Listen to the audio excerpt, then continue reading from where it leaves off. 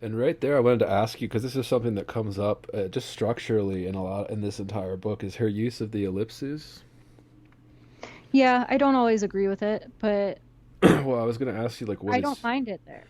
yeah, well, I was going to like what it's used for because in this case, like if traditionally we accept that the ellipsis means something left out, I don't think she's quite using it like that. Maybe in this poem she is. Right there after that image you just read about the child into the belly like a stole like something stolen into a purse and brought him here, ellipses, and so it was, and so it was. It kind of like so that implies more of a left out thing, but in some of the other poems, I think specifically it's used in a couple different ways. So I thought structurally the use of the ellipsis is one of the more interesting aspects.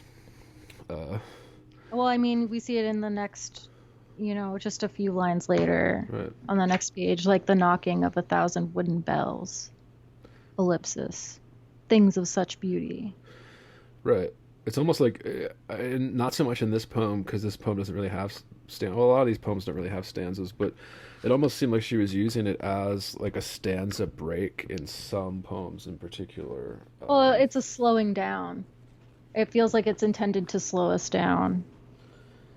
Or like a thought trailing off. Like there are thoughts, like there are a lot of gestures towards the self going through the process of thinking as they're making or writing or perceiving. Right, or And just sort of, like a paragraph, like a change in subject. So it's like a change in direction, or that's why I said, in some cases they might be a stanza used as what a stanza break do the same thing almost.